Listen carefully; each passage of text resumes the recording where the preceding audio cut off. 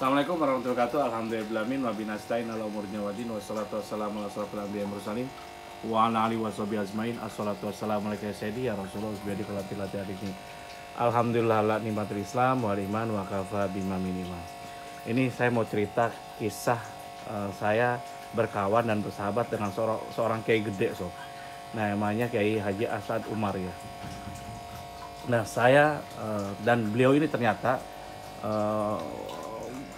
pendiri atau kiai pondok besar ya, Darul Ulum gitu. Pesantren besar sekali di Jombang gitu. Nah, kisah ini dimulai ketika saya waktu itu berangkat haji tahun 2003 kalau nggak salah, iya. Dan alhamdulillah itu haji akbar sob. Jadi karena hari Jumatnya itu di Arafah itu kita pas hari Jumat gitu. Pas Jumatan di sana. Nah, kisah itu ketika saya terjadi ketika pas saya mau berangkat dengan kloter haji dari Bali ya. Ini ceritanya gini. Saya waktu itu galau karena apa? Sudah pernikahan di atas 6 tahun lebih, 7 tahun, 6 tahun, 7 tahun. Itu saya belum punya omongan gitu. Saya usaha pengobatan kemanapun sampai bayar tabung nggak sukses juga gitu. Karena memang sulit sekali, beberapa kali dari saya coba.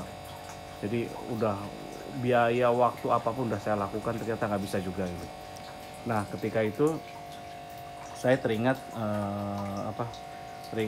seorang sahabat saya, Pak Adi Linoto, itu pengusaha Chinese ya. Itu ngasih saran ke saya gitu. Waktu itu dia ngasih saran, ini saya melimpir dulu ya ceritanya kenapa saya berangkat haji. Jadi waktu itu saya karena Pak Adi tahu saya belum punya momongan, Pak Adi karena seorang sahabat kan luar biasa saling mengingatkan. Wan, ini ada sinse yang hebat banget, Nyos Wan. Saya baru dari sana, langsung sembuh Wan di Surabaya. Wih, saya tertarik banget kan ya. Masa ya Pak Adi? Iya, Nyos ini sinse top markotop pokoknya. Kamu harus kesini udah.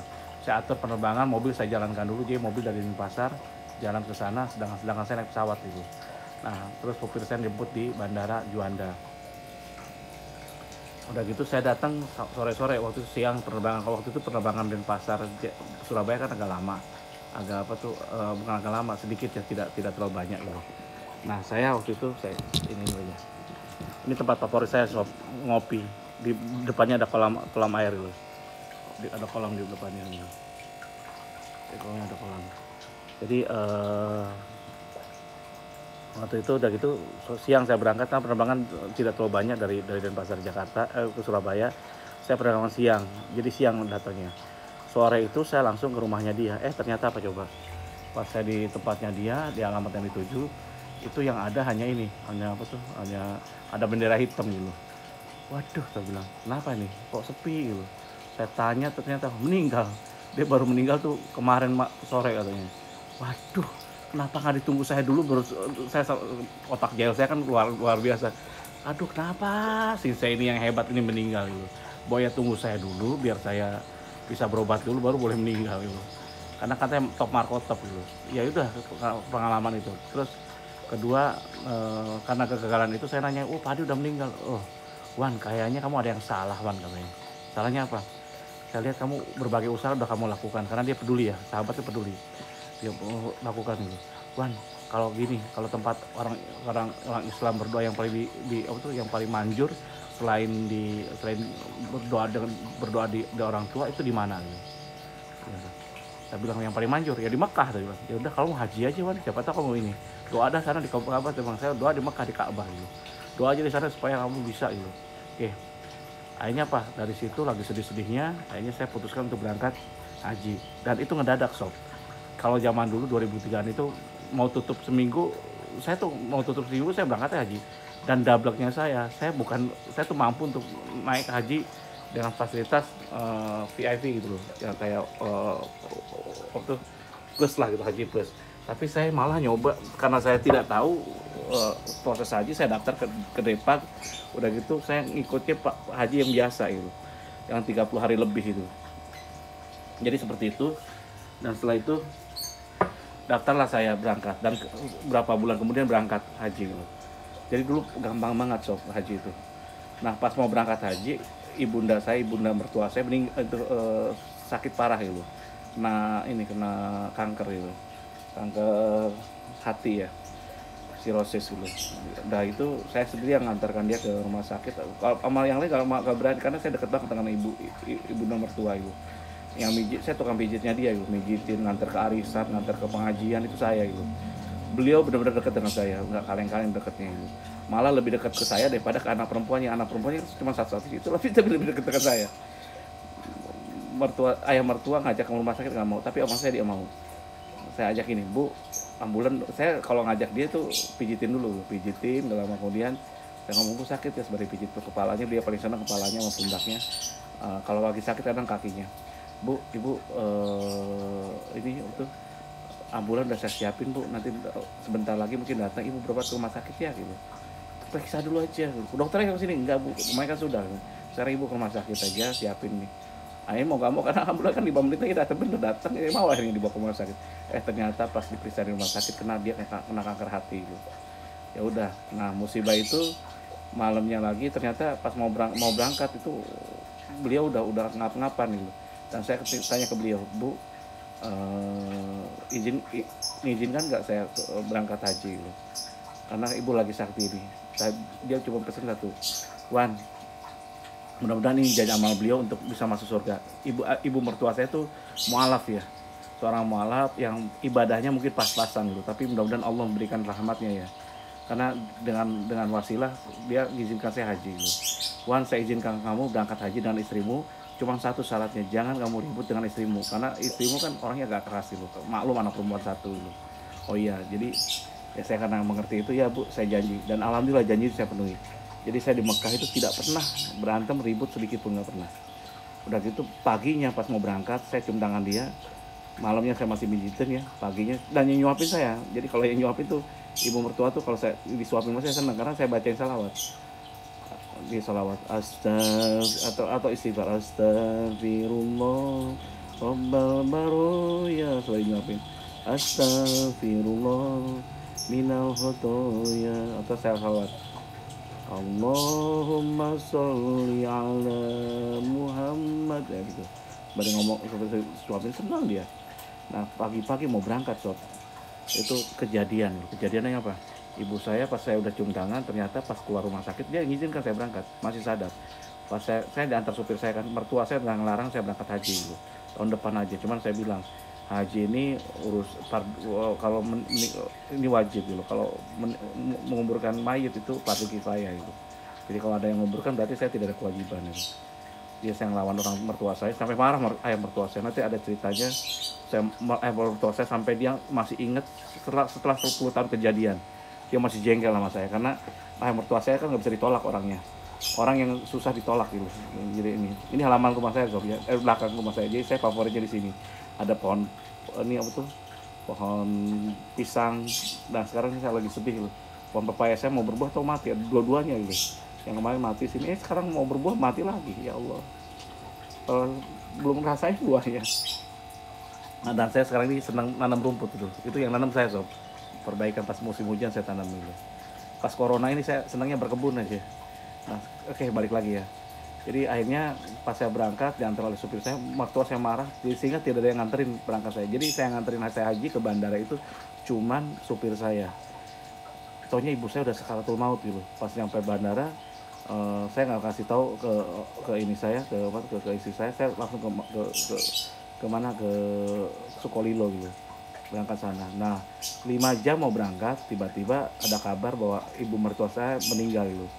Jadi saya akhirnya kalau saya nggak ngasih tahu istri saya kan salah gitu. Itu kan anak perempuan satu-satunya gitu. Akhirnya saya kasih tahu istri saya, Jeng, saya bilang, ibunda meninggal, ibunda Jeng meninggal. Terus Jeng mau terusin haji, kita akan terus haji. Cuman kalau Jeng mau, saya bilang, janji kita pulang dulu ke Bali, terus nanti berangkat juga hari ini gitu. Dan saya akan uruskan dan kalau dipermudah oleh pihak haji, urusan haji, bahwa saya bisa berangkat gitu tahun ini juga gitu.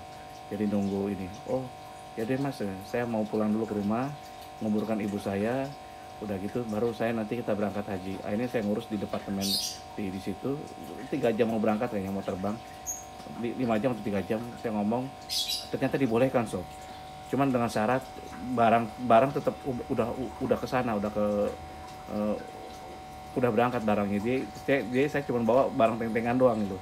Kan biasanya dapat 1 koper 1 teng-tengannya.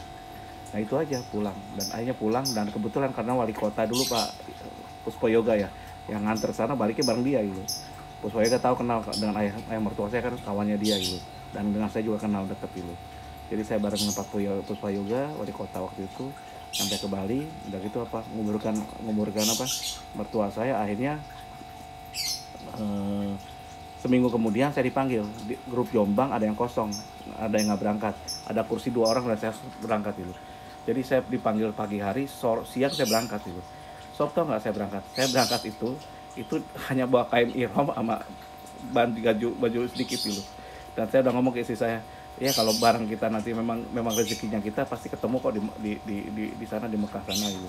Kalau enggak ya kita beli lagi. Jadi saya gitu aja. Jadi saya berangkat pun sob itu pakai kaosan kaos putih ya, namanya dablak ya, masih agak sedeng-sedeng dikit, dalam artian kalau saya kan borju zaman itu ya, bergayanya luar biasa, suka-suka ini.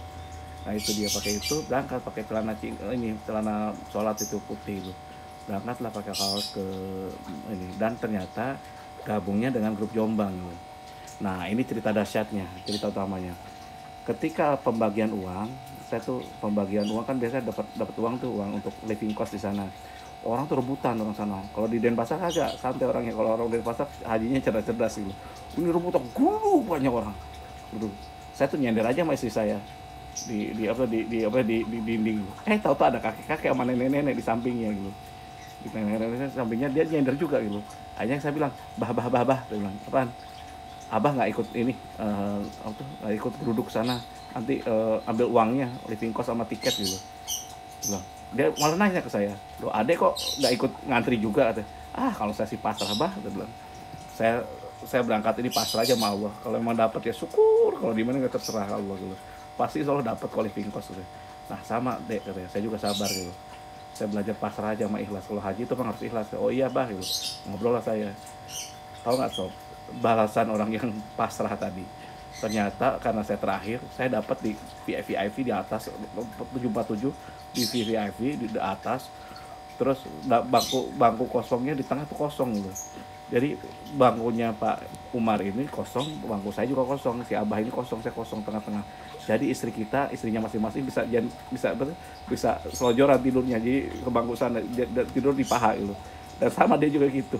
Akhirnya kita ngobrol, istri saya ngobrol dengan istrinya Abah tadi. Nah kalau saya kan orang Jakarta, kan nggak ngerti nyai sebutannya itu apa gitu. Dia panggilnya nyai, istri saya ngomong nyai, istri saya juga nggak ngerti dableknya. Ngomong nyai macam-macam.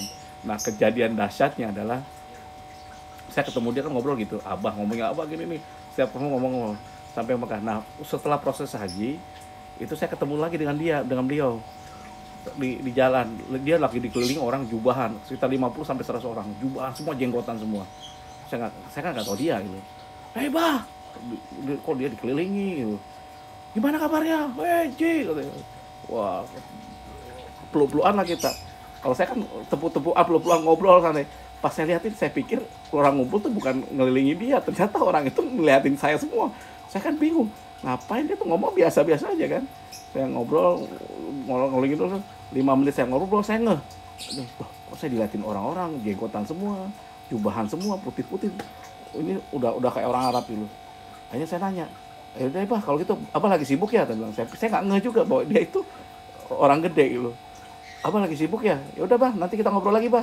Ngopi-ngopi nanti Bang. Oh iya aja, biasa. Pas saya balik lagi, saya kan ikut kloternya Jombang kan. Ikut kloternya Jombang, saya ditegur sama kloter saya gitu. Pak Ridwan katanya, kok manggil kiai gede kok sebutan Abah nepuk-nepuk budak lagi katanya, meluk-meluk lagi katanya, gak sopan itu katanya. Lah emang kenapa? Itu kiai gede itu yang punya pondok Darul Ulum katanya, santrinya 3.000 orang lebih mungkin katanya. Saya kan nggak tahu gitu. Waduh saya nyesel banget ya. Saya bilang aduh, saya udah memperlakukan dia abah-abahan doang ngomongnya, terus ngomongnya gaya Jakartaan. Kalau orang Jakarta kan gitu. Saya tuh bukan sombong sob, karena memang gaulnya kayak gitu orang Jakarta tuh kadang-kadang dableknya. Saya nggak, kalau orang lain mungkin dibilang kurang sopan, tapi buat saya itu udah paling sopan gitu, akrab seperti itu. Akhirnya saya janji kalau ketemu dia lagi saya akan ngomong dia mau dipanggil apa gitu. Nah kejadian Saya baru tahu, suatu saat saya ketemu lagi sama beliau di Mekah juga, di Mekah atau di Madinah. Saya tanya, "Bah," saya bilang, "ini saya mohon maaf lu, Bah," saya bilang, "saya nggak kenal Mbah itu apa gitu. Saya kan kenal Anda kan orang tua gitu.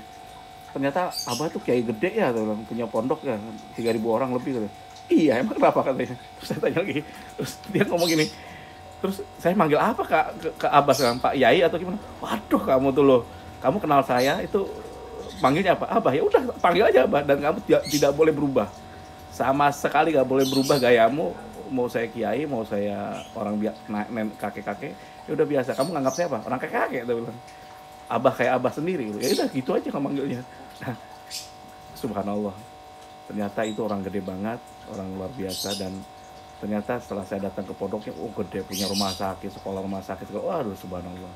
Itulah kisah saya ketemu dengan kayak As'ad Umar yang beliau meninggal tahun 2010 kayaknya. Saya kenal 2003 itu. Dan saya kapan hari mengunjungi ke pesantrennya, waktu itu udah sakit beliau. Semoga amalan beliau itu pernah jadi anggota MPR, DPR, kalau Anda searching aja sendiri. Dan itu pernah, oh itu orang benar-benar, siapapun orang gede datang ke dia semua. Dan itu orangnya benar-benar kayak kakek-kakek, nyainya juga baiknya. Sampai orang Jombang katanya kalau pas dia berangkat haji, itu seluruh orang Jombang tuh boleh melakukan belajar tawaf segala macam-macam, latihannya di tempatnya, dan itu gratis dan dikasih makan loh, sejombang gitu, bayangin loh, saking gedenya. Dan saya alhamdulillah saya kenal anak juga, Gus juga, ternyata anak juga halus-halus, sopan-sopan. Saya lupa namanya Gus siapa itu, dulu anaknya ada yang sekolah di Denpasar, cuman saya belum sempat nemui itu. Semoga apa yang beliau bisa diterima amal ibadahnya dan dihapuskan dosanya. Wabil taufiq wal hidayah. Wassalamualaikum warahmatullahi wabarakatuh.